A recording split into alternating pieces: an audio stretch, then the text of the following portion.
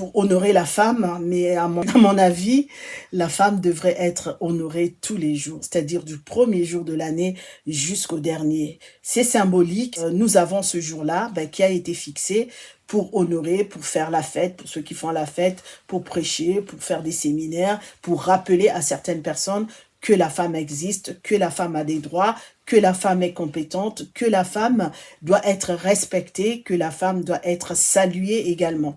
Alors aujourd'hui, nous allons parler de la femme. Notre titre, c'est « Femme, Dieu t'appelle par ton nom ». Donc, depuis la nuit des temps, alors la femme occupe une place centrale, nous le savons, dans le dessein de Dieu. Elle n'est pas un accident de l'histoire, ni une créature secondaire, mais une œuvre parfaite, façonnée par les mains du Créateur. Pourtant, dans un monde qui cherche à lui imposer des définitions et des limites, la femme peut parfois perdre de vue sa véritable identité. Certains la réduisent à son apparence ou à une étiquette, à son statut social ou à ses capacités, oubliant qu'elle est avant tout un être spirituel infiniment précieux aux yeux de Dieu. Car bien évidemment, aux yeux de Dieu, chaque femme est une création unique, dotée d'une valeur inestimable. Mais la vérité demeure immuable. Dieu connaît chaque femme personnellement et il l'appelle par son nom. Si nous allons dans Ésaïe 43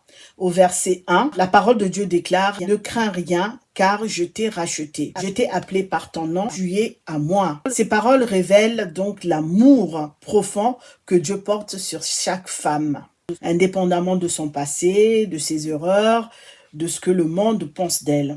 Aujourd'hui, alors que la femme cherche sa place dans une société en perpétuelle évolution, il est essentiel qu'elle se souvienne de cette vérité divine. Nous ne sommes pas des numéros, des statistiques, parce qu'aujourd'hui, on a tous un numéro.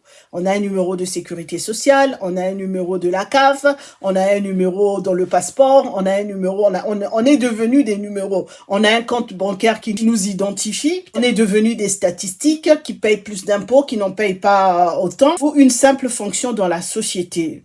Magistrate, femme de ménage, boulangère. Elle est appelée, choisie et aimée de Dieu. Donc femme, tu es appelée et tu es choisie et aimée de Dieu. Le nom de la femme est inscrit dans le cœur du Seigneur et sa destinée est entre ses mains. C'est le signe de sa singularité et de son importance dans le cœur du Créateur. Aujourd'hui, alors que les voix du board cherche à redéfinir l'identité féminine selon les critères changeants, il est essentiel de revenir à la source. Et la source, c'est la parole de Dieu. Découvrant la vérité sur la femme, son identité et son appel. Ce message sera basé sur 3 points, 3 versets que nous allons lire. Jean 10, versets 3 à 4. La parole de Dieu déclare « Le gardien de l'enclos lui ouvre. Les brebis écoutent sa voix. Il appelle par leur nom celles qui lui appartiennent. Il les fait sortir de l'enclos. Quand il a conduit en dehors toutes celles qui sont à lui, il marche à leur tête et les brebis le suivent parce que sa voix leur est familière. » En Jean 20, verset 16, Jésus lui dit « Marie ». Elle se tourna vers lui et s'écria en hébreu « Rabouni » qui veut dire « maître ». Et enfin, Ésaïe que nous avons lu tout à l'heure, le 43 verset 1. « Maintenant, l'Éternel qui t'a créé au peuple de Jacob et qui t'a façonné ô Israël te déclare ceci. Ne sois pas effrayé car je t'ai délivré, je t'ai appelé par ton nom. Tu es à moi. » Et la première partie, c'est, nous l'intitulons le 1, une femme connue et précieuse aux yeux de Dieu. Donc, la Bible regorge des passages qui montrent à quel point Dieu porte un regard d'amour et d'attention sur la femme. Jérémie 1, verset 5, la parole de Dieu déclare « Avant que je t'eusse formé dans le ventre de ta mère, je te connaissais. » Cette déclaration prouve que la femme n'est pas un hasard, mais une créature divine, pensée et voulue par Dieu. La Bible nous enseigne que Dieu connaît chaque être humain personnellement. Cette parole s'adresse à chacun. Donc cette parole s'adresse à tout le monde, aux hommes et aux femmes. Mais ici, elle résonne particulièrement pour la femme qui, dans bien de cultures de l'époque, a été reléguée à l'ombre, à une place d'infériorité ou à l'invisibilité. Et encore aujourd'hui, certaines femmes sont encore invisibles, on ne les voit pas. Elles sont toujours considérées aussi aujourd'hui, hein, même si on nous dit qu'il y a l'égalité, la parité, il y a encore des gens qui pensent que la femme est inférieure à l'homme. Il y en a aussi qui la mettent dans l'ombre, donc c'est-à-dire elle est complètement invisible, donc on la voit même pas dans les ténèbres, elle n'apparaît même pas. On veut même pas qu'elle apparaisse, comme si on avait peur de la femme. Ainsi, dans de nombreuses cultures, époques, elle a été marginalisée aussi, réduite à des rôles limités ou considérée comme moins importante que l'homme.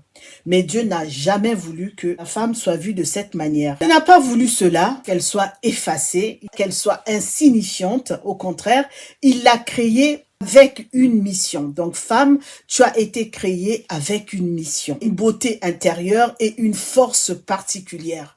Genèse, voyons Ève qui a été créée, alléluia, intentionnellement par Dieu, pour être une aide précieuse et un soutien à l'homme, non comme un être inférieur, mais comme une partenaire dotée d'intelligence, de sensibilité et de force. Cela nous emmène donc dans Genèse 1, verset 27, où il est écrit « Dieu créa l'homme et la femme à son image ». Cela signifie que la femme porte en elle le reflet du divin. La femme porte en elle le reflet du divin puisque Dieu l'a créée à son image. Elle a été créée, donc, comme nous l'avons dit tout à l'heure, avec une intelligence, une sensibilité et une force qui viennent directement de Dieu. Donc, pour ceux qui continuent de croire que la femme, elle est moins que rien, que la femme, elle est inférieure, qu'elle doit rester invisible dans l'ombre, qu'elle n'a pas de beauté intérieure, qu'elle n'a pas de force particulière, la parole de Dieu, il nous dit qu'elle a été créée à l'image de Dieu. Donc Dieu lui a donné de l'intelligence, de la sensibilité et de la force. Donc elle n'est ni inférieure, ni oubliée, mais précieuse, essentielle dans le plan de Dieu. Donc aujourd'hui, toi à qui on a fait croire que tu étais inférieur, sache que pour Dieu, tu n'es pas une personne oubliée. Tu es une personne précieuse, tu es une personne essentielle dans le plan de Dieu. Donc tu as ta place dans le monde et pour cette place-là, Dieu t'a donné une mission et des compétences pour pouvoir le faire. Ainsi, lorsque Dieu appelle une femme par son nom, il lui rappelle qui elle est réellement. Une fille du roi, une pierre précieuse, une œuvre parfaite entre ses mains. La deuxième partie que nous allons, c'est une femme appelée à se lever et à marcher dans sa destinée. Lorsque Dieu appelle, ce n'est jamais un hasard. Son appel est porteur d'une mission, d'une transformation et d'un destin à accomplir. Donc Dieu, quand il appelle une femme, ce n'est pas un hasard. C'est parce qu'il y a une mission derrière, une transformation et un destin à accomplir. Dans la Bible, nous voyons de nombreuses femmes que Dieu a appelées personnellement, leur confiant des tâches parfois difficiles, mais toujours pleines de sens. Alors, nous avons qui? Nous avons Sarah, malgré son âge avancé, a été appelée à devenir la mère d'une multitude, prouvant que l'âge et les circonstances ne sont pas des obstacles pour Dieu. Genèse 17, versets 15 à 16. Nous avons aussi Déborah, juge et prophétesse, qui a conduit Israël à la victoire, montrant que Dieu donne aussi aux femmes l'autorité et la sagesse pour diriger. Juge 4, versets 4 à 9. Nous allons citer deux autres personnages parce qu'il y en a énormément. Hein. Nous avons Esther, une orpheline devenue reine qui a été choisie pour sauver son peuple, démontrant que Dieu peut utiliser une femme, quel que soit son passé, pour accomplir un grand dessein. Esther 4, verset 14. Et enfin, nous avons Marie, une humble jeune femme qui a été élue pour porter le sauveur du monde. Preuve que l'humilité et l'obéissance ouvrent les portes au plus grand miracle. Luc 1, verset 26 à 38. Chacune de ces femmes avait une identité unique et un appel particulier. Elles n'étaient pas simplement des épouses ou des mères, mais des instruments entre les mains de Dieu. Toutes ces femmes-là que nous avons citées n'étaient pas seulement des mères, des épouses ou autres, hein, mais c'était des instruments entre les mains de Dieu. Leur exemple nous rappelle que chaque femme, quelle que soit sa situation, a un rôle à jouer dans le plan divin. Chaque femme, quelle que soit sa situation, a un rôle à jouer dans le plan de Dieu. Ces exemples ne sont pas de simples récits anciens, mais des témoignages de ce que Dieu peut faire avec une femme qui répond à son appel. Aujourd'hui encore, Dieu continue d'appeler les femmes à se lever, à briller et à jouer un rôle essentiel dans son plan.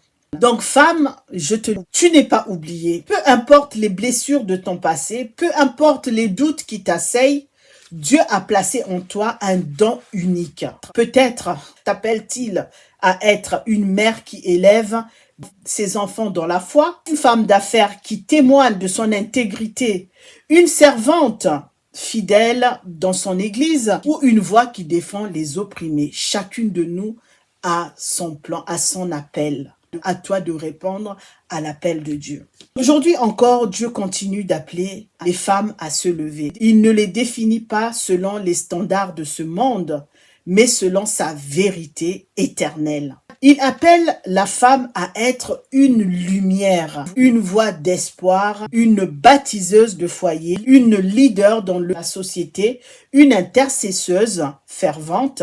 Peu importe son passé, ses blessures et ses doutes, Dieu restaure et renouvelle celles qui lui font confiance. Donc toi et moi, nous avons notre rôle à jouer. Dieu nous a appelés chacun pour une mission bien précise. À nous de répondre vraiment à l'appel de Dieu et à ne pas avoir des doutes. Les doutes peuvent arriver, mais confions-nous dans l'Éternel parce que c'est lui qui nous relève, c'est lui qui nous restaure et c'est lui qui va nous aider à accomplir ses desseins. Mais une chose est certaine, Dieu a une mission pour toi. Femme, sache que Dieu a une mission pour toi. Le troisième point, le dernier point donc, une femme aimée d'un amour inébranlable. Dieu nous aime d'un amour inébranlable. Je ne dis pas que Dieu n'aime pas les hommes.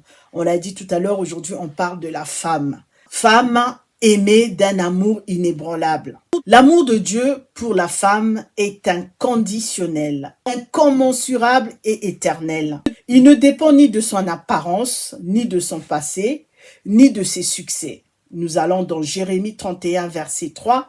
La parole de Dieu déclare « Je t'aime d'un amour éternel. C'est pourquoi je te conserve ma bonté. » C'est un amour qui guérit, qui relève et qui donne une nouvelle identité. Toi qui as perdu ton identité, à qui on a fait croire que tu n'as plus d'identité, sache que Dieu, l'amour de Dieu pour nous guérit. Donc c'est son amour qui nous guérit, qui nous relève et qui nous redonne une nouvelle identité. Dieu est amour. Le monde impose souvent à la femme des standards irréalistes. Être parfaite, réussir dans tous les domaines et répondre aux attentes des autres. C'est ce qu'on attend de nous finalement. La société attend de nous des choses parfois irréalistes, irréalisables. J'ai entendu entre-temps Amel Bent, ce que tout le monde appelle aujourd'hui le cri d'Amel Bent, mais c'est quelque chose qui m'a touchée dans cette chanson intitulée « Des charges mentales ».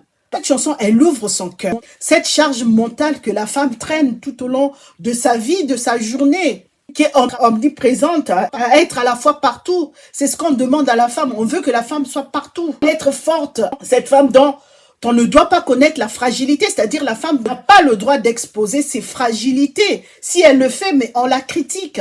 Cette femme qui doit être partout, qui doit être multitâche, multifonctionnelle, c'est ce que la société attend de nous. Tu dois être une bonne épouse, tu dois être une bonne mère, tu dois même parfois prendre la place de ta belle-mère pour ton mari. C'est-à-dire ton mari voudrait que tu sois sa mère, que tu fasses tout ce que sa mère faisait. Donc tu dois être une femme au foyer, tu dois être mère, une bonne mère. Parce que si tes enfants ce jour-là ont des chaussettes dépareillées, tu deviens une mauvaise mère. Si tu ne vas pas prendre tes enfants à l'école à l'heure où ils sortent, tu as 15 minutes de retard, même 5 minutes de retard, tu deviens une mauvaise mère. Tu dois être une bonne fille parce que tu as des parents, une tante, tu dois être une salariée, tu dois être une chef d'entreprise, tu dois être parfaite partout. Tu dois travailler plus que les hommes. Mais tu dois gagner moins parce que tu es une femme. Ta maison doit être bien rangée. Parce que si elle n'est pas bien rangée, tu es une mauvaise femme. Tu es une mauvaise mère. Si tes enfants mangent des pâtes 2 jours d'affilée, tu es une mauvaise mère parce que tu n'as pas changé d'aliment. Enfin, donc tu dois être parfaite partout.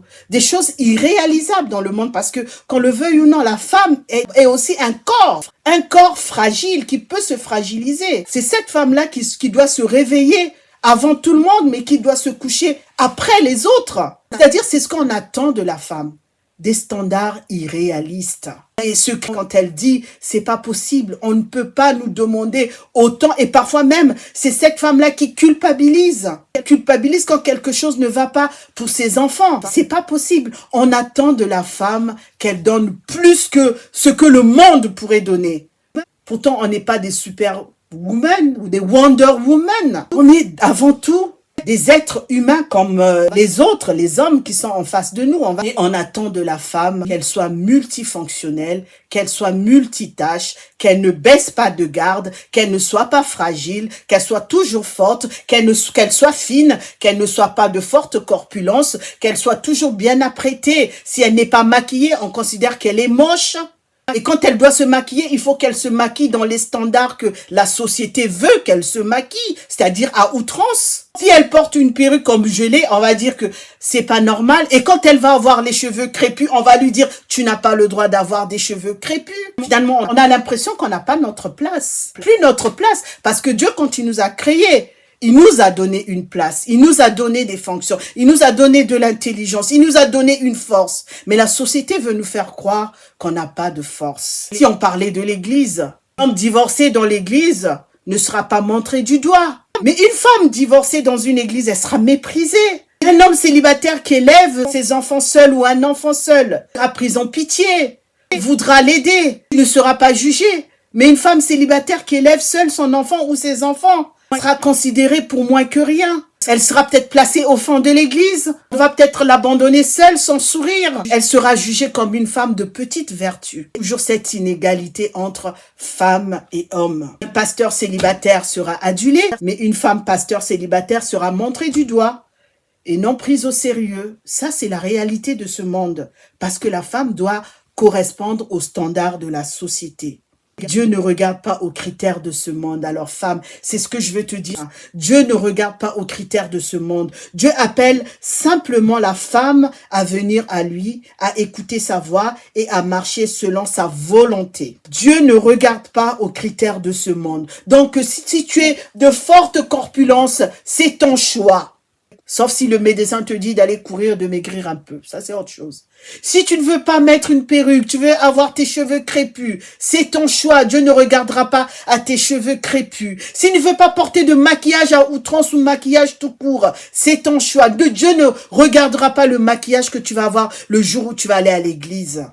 Tu veux pas porter des talons, tu veux mettre des ballerines, c'est ton choix tant que tu n'as pas mal aux pieds. Dieu ne regardera pas tes centimètres que tu vas porter ou les ballerines que tu vas porter. Dieu ne regarde pas aux critères du monde. Il appelle simplement la femme à venir à lui, à écouter sa voix et à marcher selon sa volonté. C'est dans une communion avec Dieu que la femme trouve sa véritable valeur et son plein épanouissement.